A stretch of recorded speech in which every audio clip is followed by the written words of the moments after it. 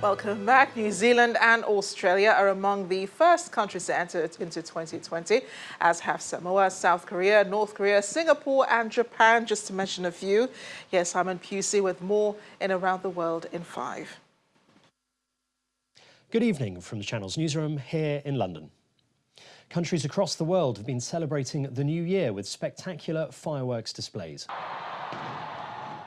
New Zealand was the first major country to see in the new year, fireworks here lighting up the sky in Auckland.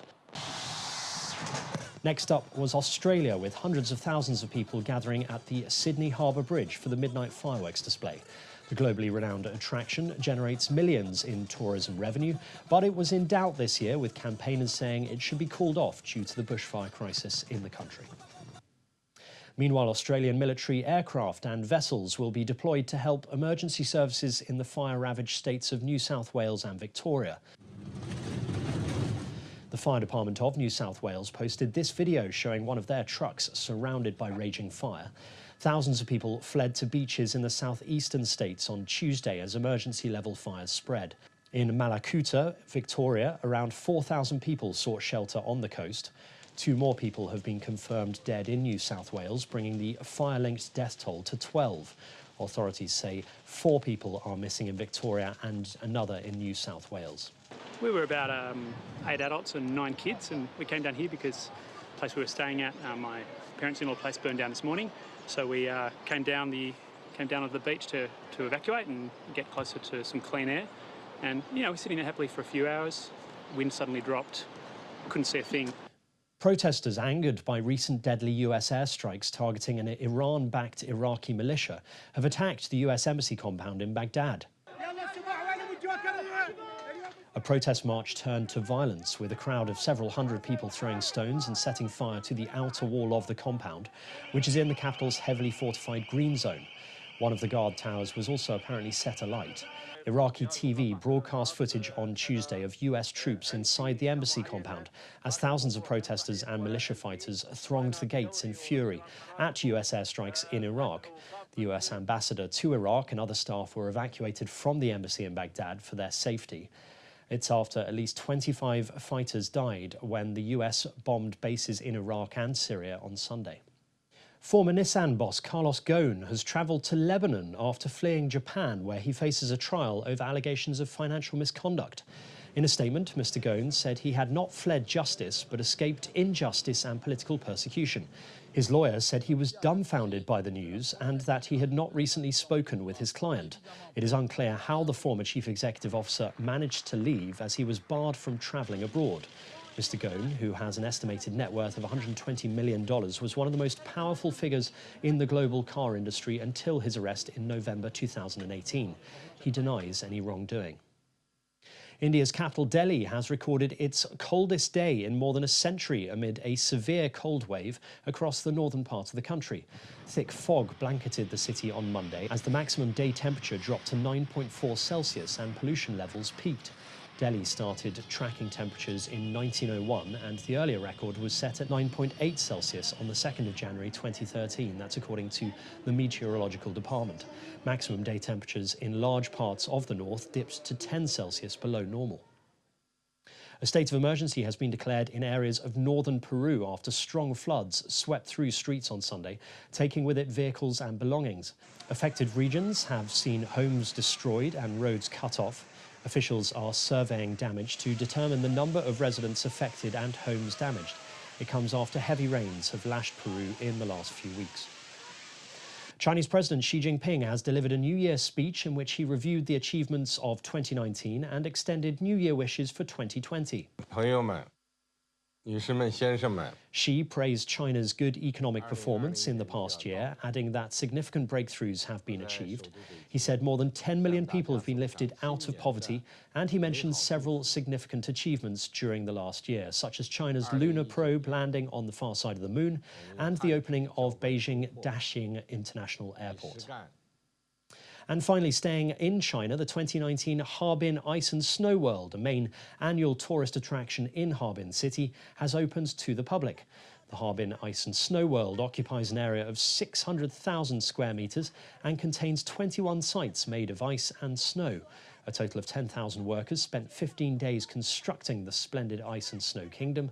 The ice sculptures this year were built with about 120,000 cubic meters of ice blocks, which were mined from the Songhua River near the park.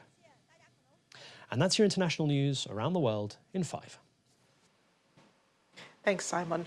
Sports is next. Here's Charles Aruka.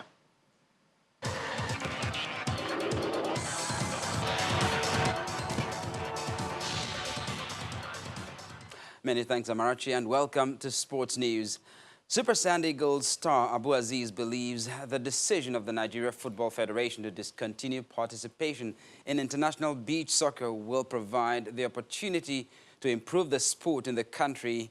The NFF earlier this month disbanded the Super Sand Eagles and resolved the country will no longer participate in international competitions until the creation and sustenance of a beach soccer league in the country. It's been a long time coming that the team hasn't been doing well, and personally I haven't been happy with the team, and I expect a change in the team. So we went to the World Cup and we were so disgraced, and before we left the World Cup I expect a very, very big change, and I feel them disbanding the team should bring something good. Maybe, as I heard they are trying to organize a beach soccer league. So if there is a beach soccer league, there will be interest in beach soccer, and from there we can get a very, very good team and organization. And over in the English Premier League, Carlo Ancelotti says he'll meet with the Everton hierarchy after Sunday's FA Cup tie with rivals Liverpool to discuss potential January signings. The transfer window opens on Wednesday and will be the first opportunity for the Italian to add to the squad he inherited this month after replacing Marco Silva as manager. Ancelotti has won his 2 games in charge of the Toffees. There are a lot of rumors, that is normal, a lot of speculation. Everywhere in the world is like this. In Italy is the same, here is the same. So really we are not looking for in this moment, because as I said, we started on 26 with 2 games, and then we have other 2 games. I said after the 5th of January we are going to have a meeting with the club, and we can talk if it's possible to try to improve the squad. That, in my opinion, is a good squad. And in basketball, Golden State Warriors guard D'Angelo Russell will be missing the game against the Spurs because of a left shoulder contusion. Russell suffered the injury in Saturday's loss to the Dallas Mavericks and is also battling a virus that has affected multiple members of the team. The 23-year-old shooting guard is averaging 23.2 points, 3.4 rebounds and 6 assists in his first season with the Warriors. Backup big man Kevin Looney will also miss out because of abdominal soreness. That's it on Sports News, and back to Amarachi with the wrap.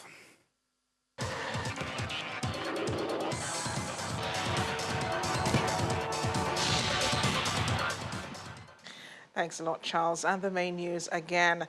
The FCT Police Command today paraded the 4 suspects arrested in failed bank robbery in Abuja on Saturday. The suspects, including a bank staff member, made confessional statements. Policemen today surrounded a property belonging to the family of former Senate President Bukola Saraki in Ilorin, Kwara State after state lawmakers' debate prompted calls for the executive to seize it. The Economic and Financial Crimes Commission today arrested former Senator Shehu Sani for alleged extortion of suspects and name-dropping. And New Zealand and Australia were among the first among several countries today that ushered in the year 2020. Thank you for watching the news at 10 tonight. A pleasure it's been. I am Amarachi Ubani. See you in the new year.